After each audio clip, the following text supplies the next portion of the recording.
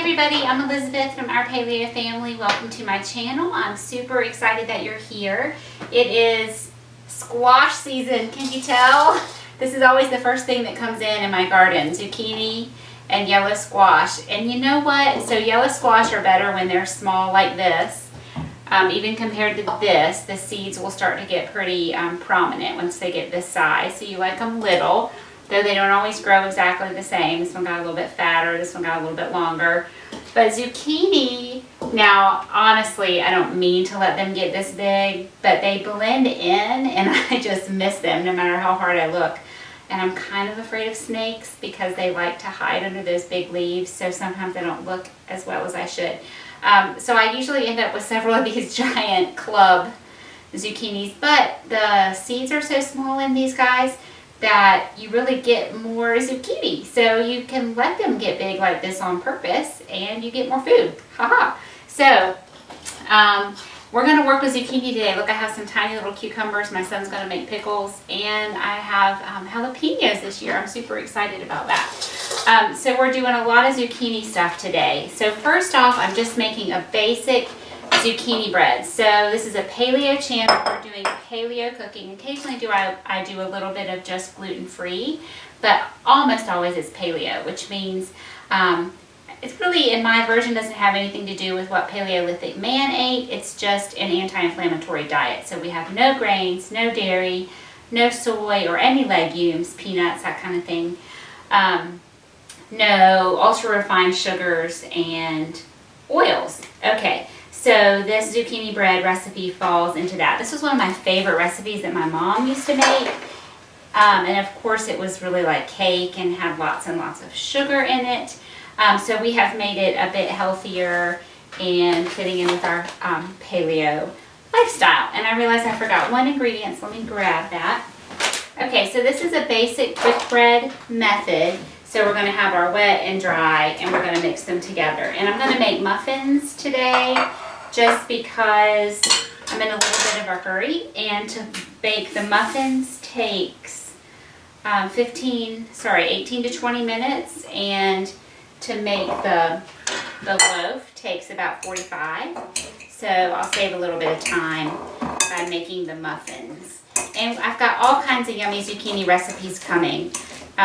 So I'm starting with mashing a banana. This is going to, not that we're trying to have low fat because, you know, we're not afraid of fat anymore. But remember how people used to replace the fat in a baked recipe with applesauce? This is kind of the same thing. It's using a banana instead, and that's adding sweetness, just a natural sweetness. So this isn't keto. This isn't really low carb. We're going to have a little bit of maple syrup, but not a lot. And it just makes the recipe easier and gets that little added boost of nutrition from the banana. So always mash that up first, because if you have all your liquid in there and then you're mashing, you could be spraying things all over. Don't ask me how I know that, but I happen to know that it would be better to mash the banana first.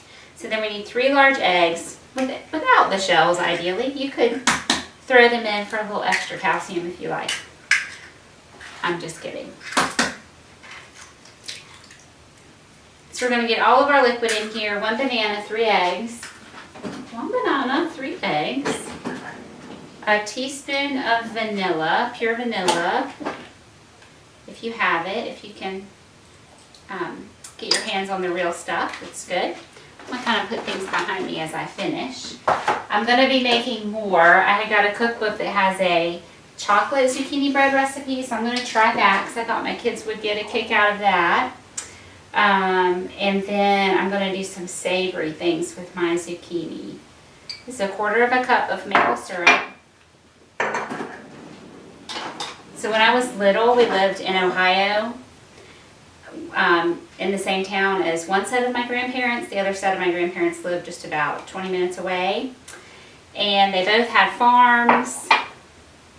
It was wonderful. So my liquid is eggs, vanilla, banana, maple syrup, and then my zucchini. Let me whisk all this. So I spent a lot of time with my grandparents. That was really a blessing. And my one grandma loved to cook. She was really a very good cook. but she also loved to read cookbooks and cooking magazines. And so as much as she was like an old-fashioned country cook, she tried new things all the time. And my brother and I used to spend a lot of time over there, especially in the summer. Okay, pause that story. I'm talking about my grandparents. I'm getting to a zucchini recipe.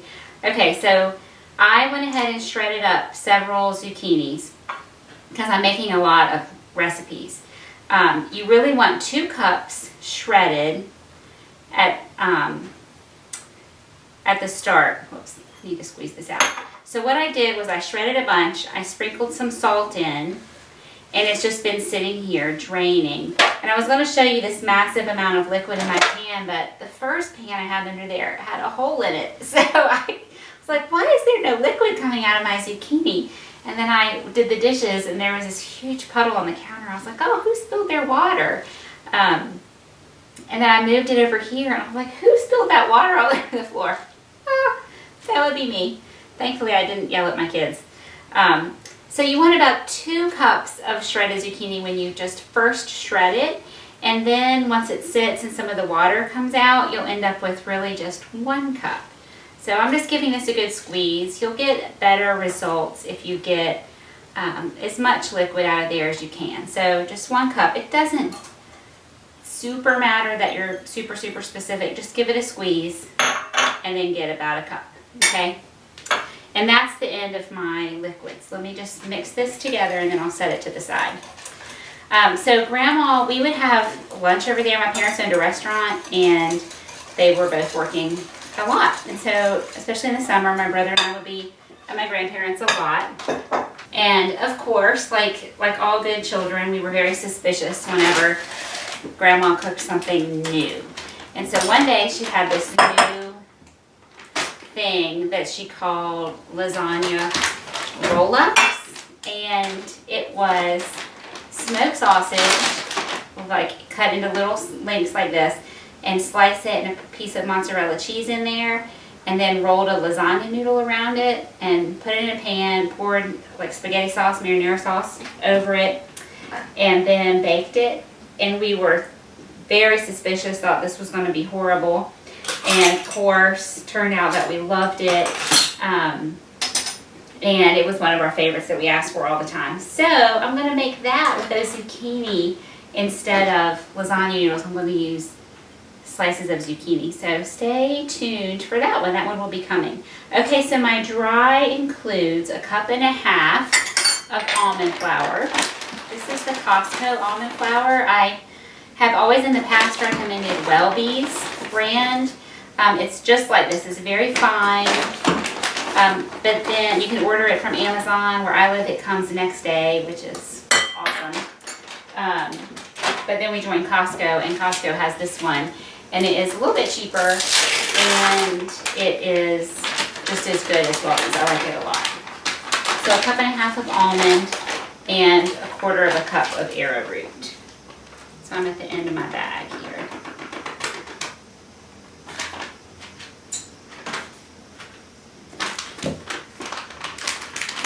What else am I going to make with the zucchini? Zucchini relish, which I started making that years ago. I can it. This year I'm going to try to make a sugar-free version. It's like a pickle relish, but it's made with zucchini instead of cucumbers, and you put onions and bell peppers and typical pickling type spices, and it is really good. Anything that you would use relish in, like egg salad, potato salad, that kind of thing, it's really good. That was a teaspoon of baking soda. I know I'm talking a lot. 2 teaspoons of cinnamon. So excited about all my zucchini, can you tell? And my kids are at the pool. It was a little short. With friends right now, so there's nobody in the house with me, so that's exciting too. And then I need 1/4 teaspoon of salt, so that's 1/8. So you want 1/4 teaspoon mixed in with your 2 cups of zucchini shreds, and then 1/4 teaspoon in your recipe. So let me check over, make sure I got everything. The salt, the cinnamon, oh, I haven't done the nutmeg yet. So I always struggle with how to write nutmeg in a recipe. because I always use fresh. So for fresh nutmeg, what I want in this recipe is 30 swipes. So like this, 1, 2, 3, 4. Whoops, and then he goes. 5, 6, 7, 8, 9, 10, 11, 12, 13, 14, 15, 16, 17, 18, 19, 20, 21, 22, 23, 24, 25, 26, 27, 28, 29, 30. Which is probably a quarter of a teaspoon. No more than a quarter of a teaspoon. Unless you really love nutmeg, it can be a really overpowering flavor. Okay, so we're just mixing all this dry together, and then we'll bring back the wet, and I'll take out my whisk, and I'll just mix this in. These muffins, or if you make it loaf, another advantage of the muffins, besides just that they cook faster, is that it's easier to get them done all the way through. Sometimes a quick bread like this, especially made paleo style, can be a little bit hard to get it cooked all the way through in the middle, which of course you can, but because it's very wet, you do the toothpick test. It's not always 100% accurate, so muffins are easier to get them all the way done. And you know, with quick breads, the recipe will say not to over mix, but that doesn't really apply with gluten-free baking, because the over mixing would develop the gluten, making your quick bread sort of a chewier, denser texture. And because we don't have any gluten, we're not going to be overdeveloping the gluten. We're not going to create gluten by mixing it. So no worries there. Go ahead and mix it thoroughly.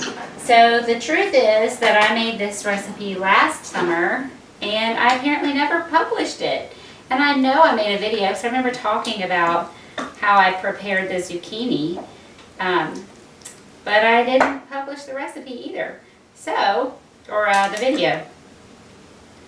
So I can't remember exactly how many muffins this makes, but just eyeballing it, I'm thinking it's 12. So I like these scoops. They're ice cream scoops, or in the chefing world, they would be called dishers.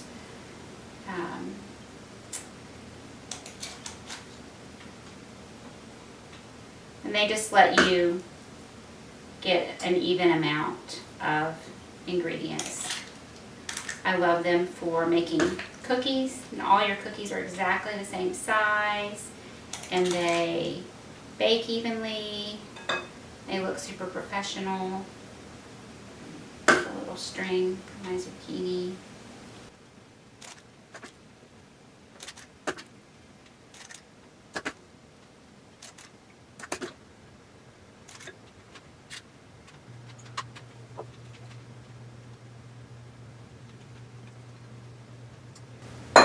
There, 12 perfect muffins. My oven is preheated, so in they go. Okay, here we are. 1 dozen beautiful paleo zucchini muffins. Aren't they so pretty? Smell so good. I'm just going to lift them out of here so they can start to cool. I'll take a couple of these to the pool for my kids.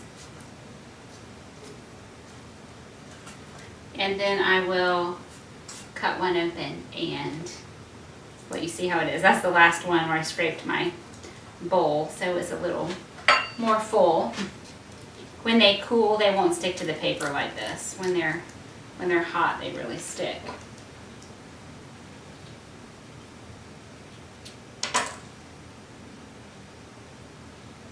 Just like you remember, right? That yummy zucchini.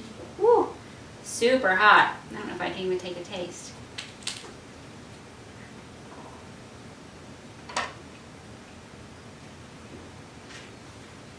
So good. Perfectly sweet, not overly sweet. Has that great texture. I think you'll really love these, and you saw they were very fast to make. Just shred your zucchini real fast, mix in that little bit of salt, let it sit there while you get everything else ready, give it a squeeze. You don't squeeze out your zucchini or give it time for the salt to do its job and get some of the water out. The texture won't come out quite right because it will be too wet. So really do that extra step, okay, and take a few minutes and get the water out. So I hope you enjoy these. I hope you make these, whether you've got zucchini in your backyard, or you have a neighbor bringing it to you, or you get it at your farmer's market, or even a lot of grocery stores have local produce this time of year. Zucchini is in, and I hope you find lots of great ways to enjoy it. All right, thanks everybody. I'll see you next time.